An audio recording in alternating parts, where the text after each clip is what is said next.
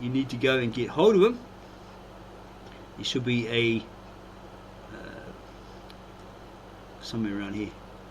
You can get hold of him. Just click on one of these, and these replies, and probably here somewhere. Not really sure. He has an email address. If it's one you can get hold of him in, ask him questions, right? He's a great older guy, and he will answer those questions, any questions you have, if he finds the time to get to you. He's probably not going to answer you if you're an idiot or a troll or something like that. I wouldn't either. But yeah, you can confirm that what I said, or what we said from the Ministry of the Real Truth, is that real truth, the whole truth, and nothing but the truth from the horse's mouth itself. Okay, but this is the problem you've got to try and get hold of. Okay, but that's all over to you. Okay, so that's one. We looked at Andrew Gabriel Roth's one, and now we're going to add the real kicker. Okay, this is the one we told the naysayer to go and look at, comment, put his comments underneath, and ask this guy questions, because he's the professor with 2 doctorates, PhDs in the Aramaic and the Hebrew.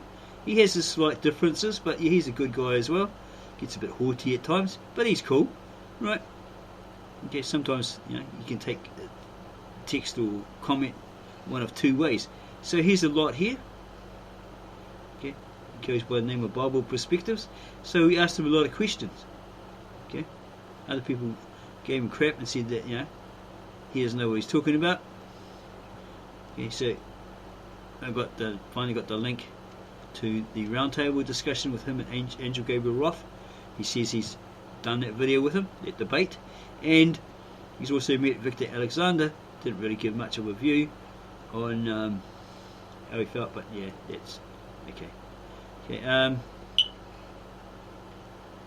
he doesn't agree with Vic's translation, etc.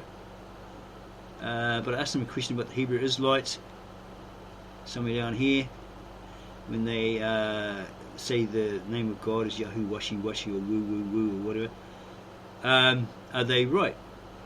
And he says, what? He thought I was playing games. And I reassured him, no, I'm not. I'm asking you a question. Okay. Are they correct? I know that they weren't. Okay.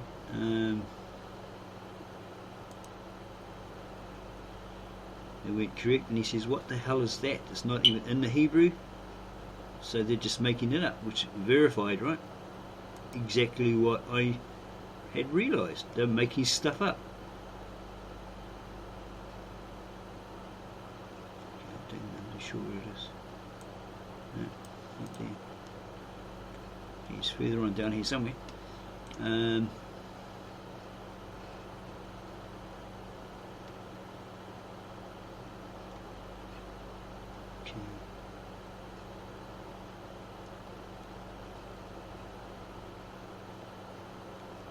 Where's this thing? Maybe it's further up. Not really sure. Where is it? Okay, so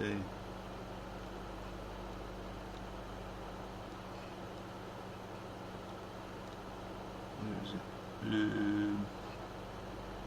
Okay, got a question for you. Do you think that the translators like Victor Alexander, who speaks the language natively, have had that natural Eastern mindset and know it better than you, even though you have perhaps Western awarded doctorates?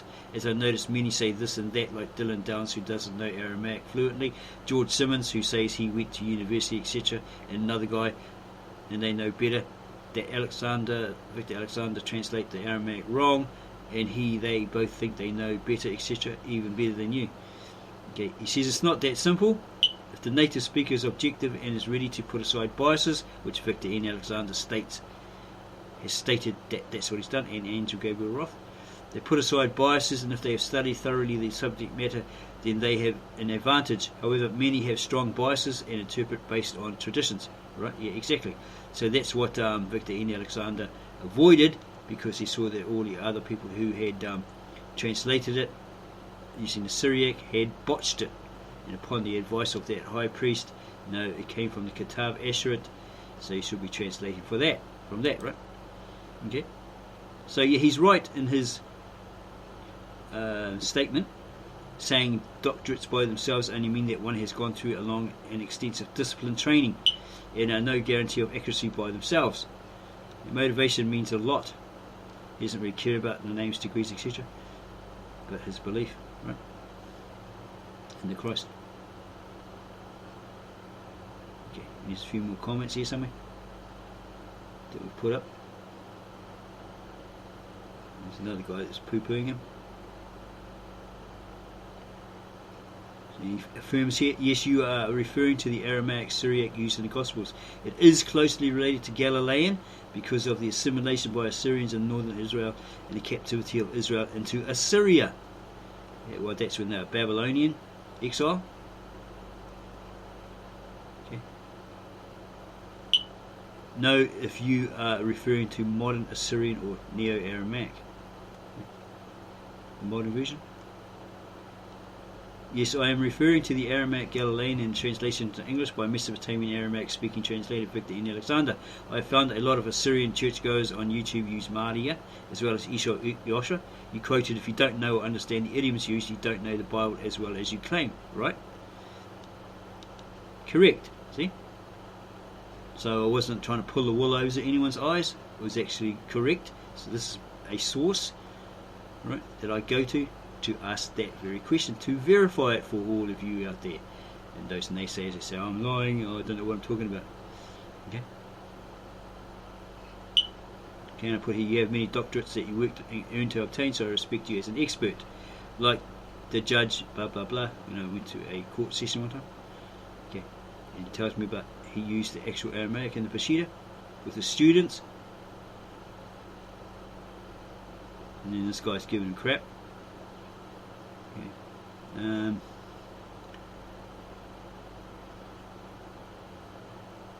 yeah. I don't see this one where about the Hebrew Israelites.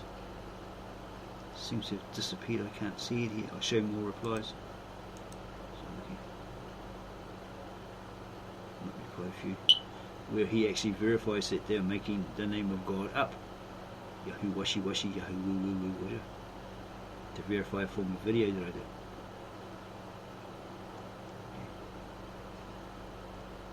Okay. Ask him about Victor N. Alexander and Angel Gabriel Roth.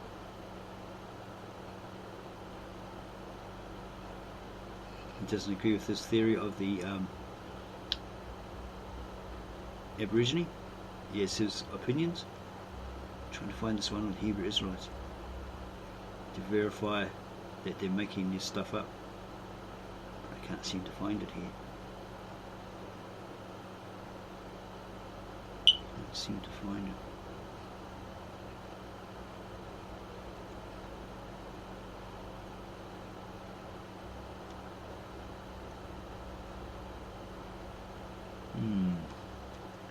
It's further up somewhere.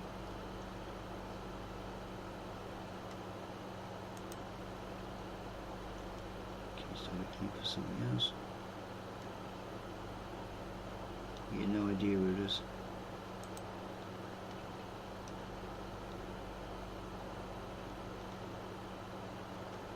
More. Could be something. Got to be here somewhere. Anyway, yeah, it's on my video about the Hebrew Israelites, I think. I'll be here all day trying to find it, I guess.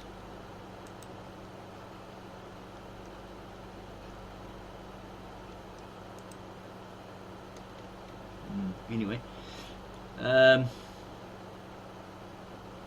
you can put the link to that video to see that we verified that they actually are making the names of God up. Because I can't find it here. Probably went past it, didn't even see it.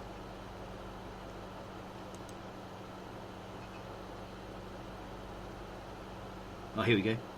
I just started getting hassles on YouTube from a member of the cult in the US, the Black Hebrew Israelites, who think they are real Jews but just read about them being a group created by a Negro in the 1960s, and I don't speak Hebrew like he does.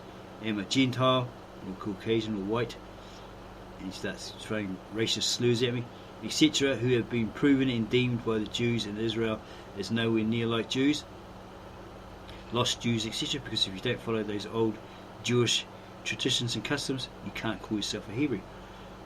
Like the ones Simcha Jobovich discovered and proved to be a Jew, or Jews, who was lost tribe of the Jews, who was tagging along, proved to a Jew who was tagging along.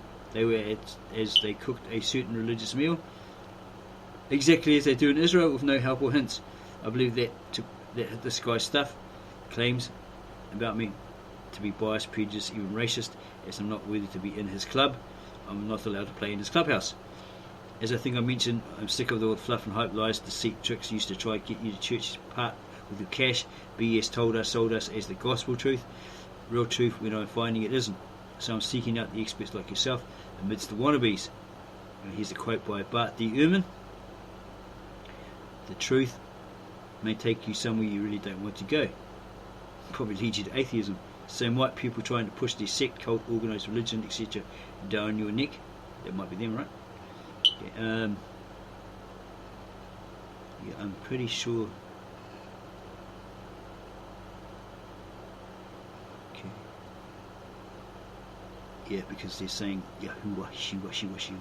There's actually one like that. I don't want to spend not too long on it. Where they're saying that. That's the name of God when it isn't. He says, "What's this rubbish?"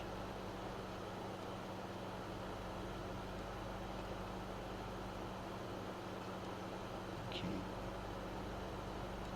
Yeah, don't really want to do it. I'm not be looking for it forever. But he does get a bit hoity-toity. He says, frankly, you have been exposed to a lot of superficial and even very misleading information. There are many churches that use Aramaic. Syriac is merely the Greek name for a dialect. Yeah, so this here, minus the A, the IC. Say like you got Pacific, Asiatic, etc. Or Syria, right? It's N suffix, which is a loan word from the Greeks and the Latin, which means that they were the possessors of that particular language, right? What does he say? Frankly, you have been exposed to a lot of superficial and even very misleading information. There are many churches that use Aramaic. I'm getting my information from the Eastern Church of the East, the original Church of the East. Syriac is merely the Greek name for a dialect of Lishana Aramea. That's in the Syriac, right? That is spoken in many New Eastern areas. Well, I asked a Syrian that was protesting against ISIS or the Taliban at that time, going into Syria and kicking the Syrians out of their house, etc. Right? And taking over and giving them crap on video. Right? Recorded live. Recorded, right? The Chaldean church and the Assyrian church is split, yeah, apparently. Ask Vic, Alexander and Andrew Gabriel Roth any questions pertaining to them. That's what I do, if I can get hold of them. I haven't got hold of Andrew. As for me, this guy here stays away from church issues, etc., etc. Right? So yeah, we'll leave that because I can't find that one on the Hebrew Israelites. I'm dwelling on it too long. And their claim that God's name is Yahoo Washi Washi, Yahoo Woo Woo, etc., when it isn't. And he's Victor Alexander's theory on the Aborigines, which he doesn't agree with. Yeah, so I don't want to dwell on this anymore. Spend too much time on this one thing. Okay, so here's his round talk, conversation or debate with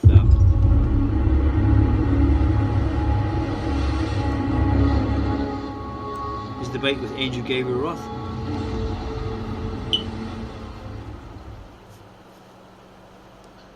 Welcome, friends, dear students of Israel Bible Center. Welcome to this guy. I think he is the one that states he was a preacher for 30 years and then he read the ancient Sumerian, Akkadian, Babylonian myth texts, Enuma Elish, Epic of Gilgamesh or whatever, and that changed his mind. He converted to ufology or something like that. I'm pretty sure it's the same guy. Okay, there's Andrew Gabriel Roth, and there's the professor. Okay. Andrew Gabriel Roth, Dr. James De Francisco, and Dr. Eli Lorzinkin Eisenberg. I don't know if it's this guy. It might be someone else that's talking with them on it. Roundtable Talk series. Today we're privileged to have Dr. James De Francisco, who is founder and president of Milta Ministries. You will hear from him very, very soon. Yeah, maybe not. We also have the privilege of having with us Andrew Gabriel Roth, founder and president of One Faith, One People Ministries. So today, at the initiative of both of these gentlemen, and really doesn't he look like George or Friends? Conversations, I think. Seinfeld? At the invitation, I should say, I wanted to bring up a question of Aramaic background of New Testament scriptures, and this whole discussion of the importance of New Testament Aramaic and Syriac witness. So I'm wondering if I could start perhaps with Andrew Gabriel Roth. Andrew, tell us the way you see it. Why would any Christian at all, from Eastern, Western, Protestant, Catholic, Orthodox traditions, be interested at all in any questions having to do with the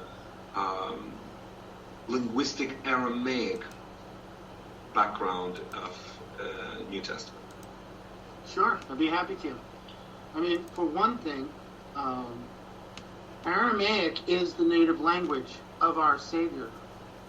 We call him Yeshua, but known to the world as Jesus Christ.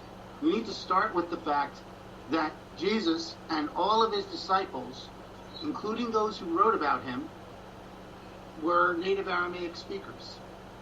Okay? Luke may have been very talented as a bilingual Gentile, but still very strong in Aramaic, as is very clear from his writings.